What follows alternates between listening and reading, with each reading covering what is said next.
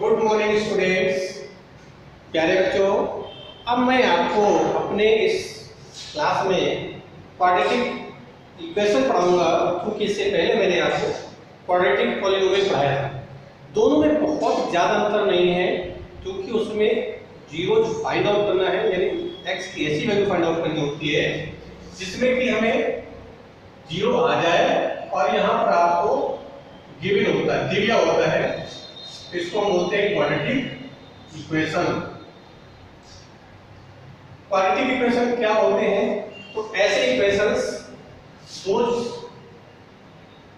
दो equations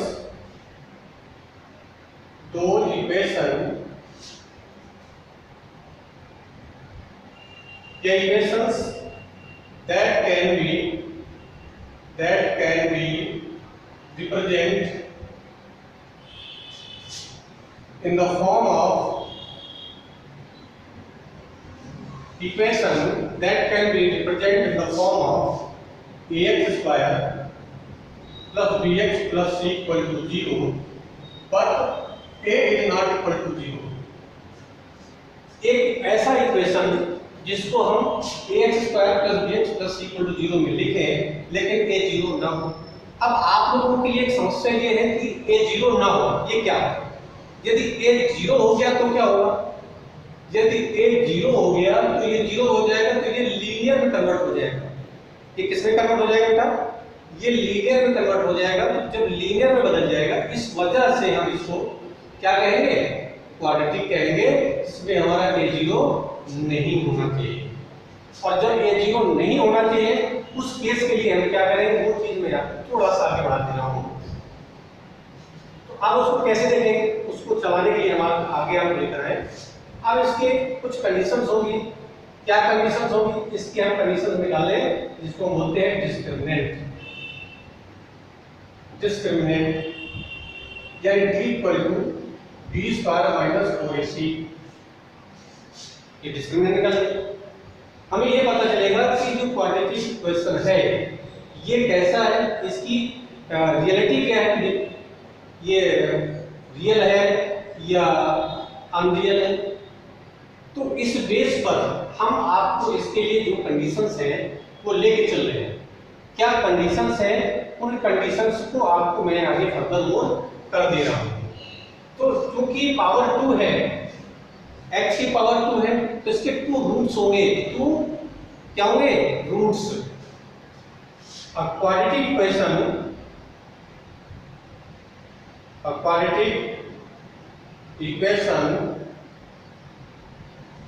have 2 roots alpha and beta. हमें 2 roots लेंगे, अल्फा और बीटा। तो रिलेशन सबसे पहले रूट्स का, यानी जो x की वैल्यूज हैं उनका इनके कोफिशिएंट से relation between coefficients and their roots. तो पहला चीज आ गई relation between roots and relations between roots and coefficient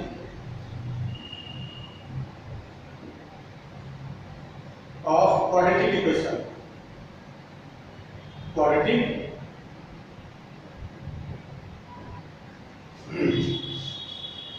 पहला क्या रिलेशन है? सम ऑफ द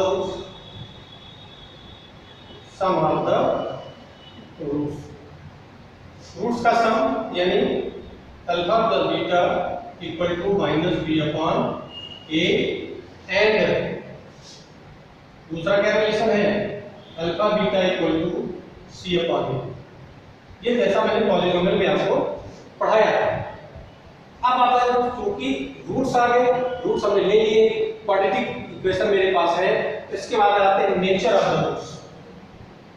क्या लिख रहे हैं? Nature of the roots. Roots के नेचर क्या है? रूट्स का नेचर टोटल इस पर डिपेंड करेगा, डिस्क्रिमिनेंट पर। ठीक है ना? तो nature of the roots nature of the roots is totally depend upon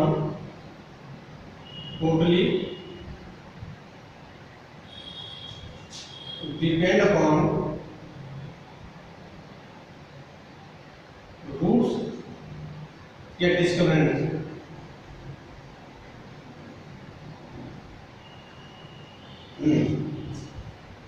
for example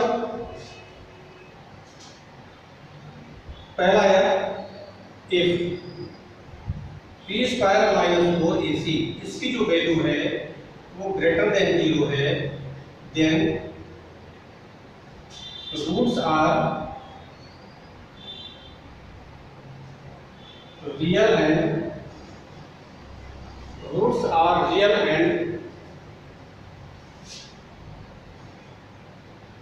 unequal. Roots are real and unequal. दूसरा है second part, if b square minus 4ac equal to 0 then roots are real and equal. और third condition है आपकी, तीसरी condition है if B square minus 4ac less than 0 then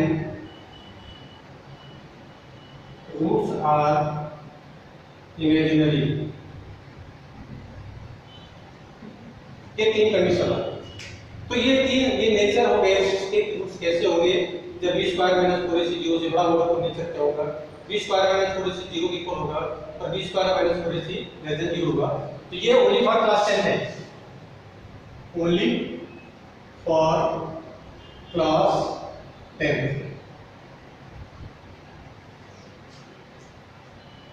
यहाँ पे बात समझ आ गई. इसके बाद हम इसको लेते हैं कि कैसे किसी चीज को आगे फर्दर मूव करें. तो इसमें एक मेथड होता है जिसको हम लोग बोलते हैं कंप्लीटिंग द स्क्वायर मेथड. क्योंकि बेसिक है इसलिए मैं सारी बेसिक चीज बता दूंगा आपको. उससे पहले मैं एक चीज और आपको बता दूं कि फॉर्मेशन ऑफ क्वाड्रेटिक पॉलिनोमियल. तीसरी चीज आ गई फॉर्मेशन ऑफ क्वाड्रेटिक इक्वेशन. हम क्वाड्रेटिक इक्वेशन कैसे फॉर्म करेंगे. तो X square minus sum of the roots into X plus product of the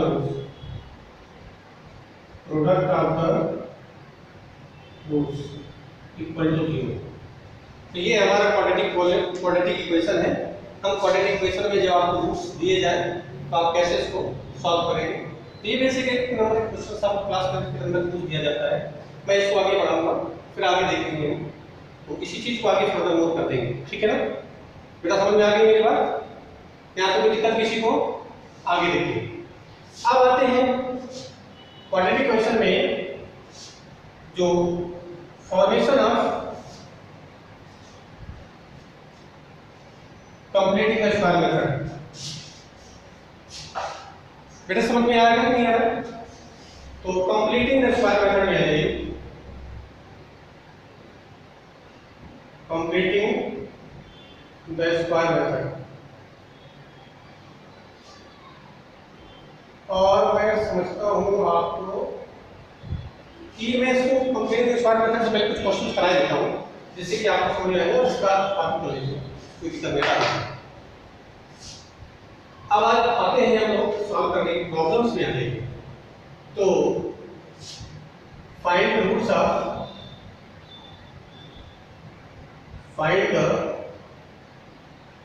of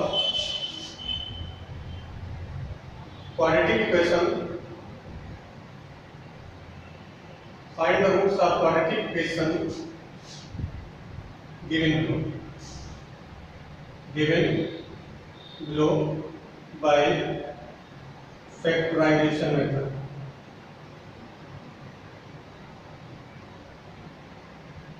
factorisation method. अब फैक्टराइजेशन मेथड से आप कैसे सॉल्व करेंगे, उसके लिए मैं आपको कुछ क्वेश्चंस दे रहा हूं।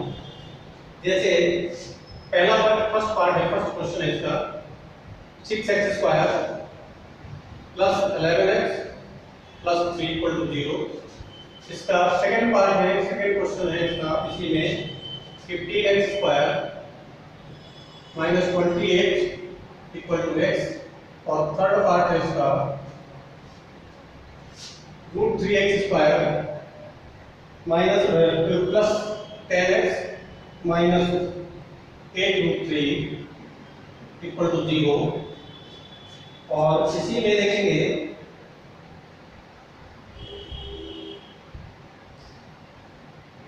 इसके बाद आ जाइए फोर्थ पार्ट में x² plus 3√3x minus 30 equal to 0। Fifth part में आइए इसमें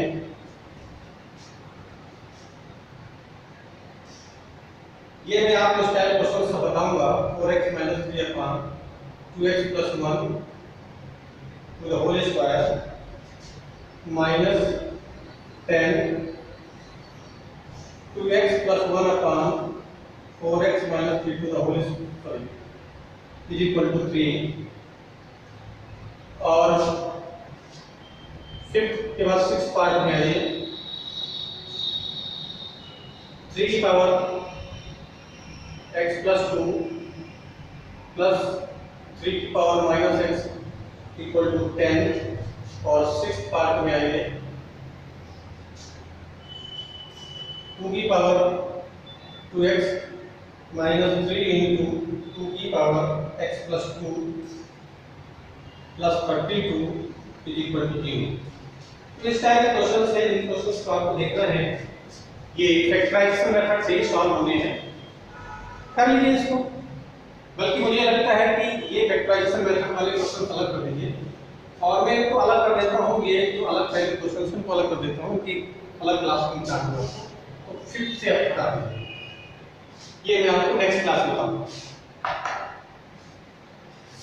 ये आप खुद घर में करना है, मैं कुछ अलग से एग्जांपल दे रहा हूँ।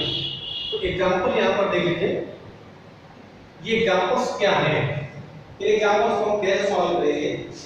तो ये मान लीजिए आपका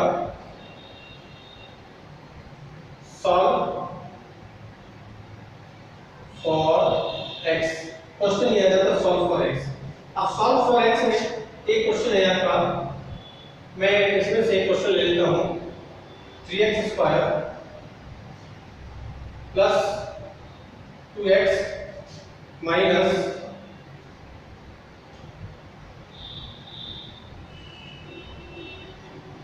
यहाँ 7 कर दीजिए और माइनस 6 इक्वल टू 0। ये क्वेश्चन है आपसे, कहता सॉल्व फॉर x, हमने x के लिए सॉल्व करने फैक्टराइज करना है। क्या करना है, फैक्टराइज करना है। तो इसको कंपेयर कराइए किससे, इसको कंपेयर कराइए, कंपेयर इट विद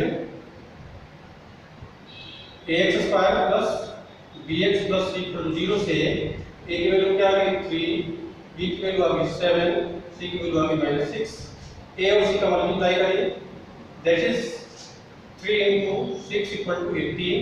18 के दो फैक्टर करिए कि माइनस करने पर 7 आ जाए, तो ये होता है 9 और 2, 9 टू 18 और 9 में 2 माइनस करेंगे तो ये 7 आएगा। This is the method. तो आप यहाँ पर कैसे कर सकते हैं, इसको आप साइड में लिख देता हूँ मैं। या करेंगे 3x² माइनस ब्रैकेट में 9 में से 2 माइनस करेंगे तो 7 आएगा into x minus 6 equal to 0। अब इस x का अंदर मल्टीप्लाई किया पाएगा बेटा x² minus bracket 9x minus 2x bracket close minus 6 equal to 0। अब ब्रैकेट को ब्रेक करना है, इस माइनस होने से साइन चेंज होगा क्योंकि बच्चे मोस्टली मिस्टेक करते हैं। तो उस मिस्टेक को हटाने के लिए आप आएगा 3x² minus 9x plus 2x minus 6 equal to 0। तो ये आपका आ सकता है, इसमें से कॉमन क्या आएगा, तो उसमें से 3x कॉमन लीजिए क्या आएगा x माइनस 3 प्लस 2 कॉमन लीजिए तो x माइनस 3 इक्वल टू 0। और पूरे में कॉमन क्या है ये देख रहे हैं, x माइनस 3 पूरे में कॉमन है, ये आएगा 3x प्लस 2 इक्वल टू 0। तो x minus 3 equal to 0, x equal to 3 और 3x प्लस 2 इक्वल टू 0, तो 3x equal to minus 2, x equal to minus 2 upon 3। तो ये चीज आप बेसिक तौर पर समझ में आ गई। अब हमने इसको ऐसे क्यों किया? फैक्टराइजेशन का सबसे बड़ा पहला मेथड होता है कॉमन मेथड। तो हमने इसमें देखा कोई चीज कॉमन नहीं थी, जब कॉमन नहीं थी तो फिर हमने इसको कंपेयर किया, कंपेयर करने के बाद इसको स्प्लिटिंग द मिडिल टर्म कहते हैं। इस मेथड का नाम क्या है? इस मेथड का नाम है splitting the middle term. Middle term को स्प्लिट करना होता है, यानी दो भागों में तोड़ना होता है। तो इस तरह के क्वेश्चन नंबर 1 या 2 है, इसमें से एक ट्रांसफर कर लीजिए, इसमें आप इसी मेथड से सॉल्व कर सकते हैं। इसके बाद इसी जो थर्ड और फोर्थ है, तो थर्ड और फोर्थ के लिए मैं क्वेश्चन आपको बता देता हूं। थर्ड और फोर्थ के क्वेश्चन देखिए, इसका एग्जांपल है आपके पास ये रहा। लेकिन ये बेटा आपको अपने आप करना है, अपने आप करोगे तो आपको पता चल जाएगा कि आपको उसमें कहां पे प्रॉब्लम हो रही है। फिर उसके बाद आप एक बार फिर वीडियो देखेंगे तो हो सकता है आप ये प्रॉब्लम आप समझ सकें। या एग्जांपल में के तौर पर मैं इन दोनों में से एक एग्जांपल लेता हूं।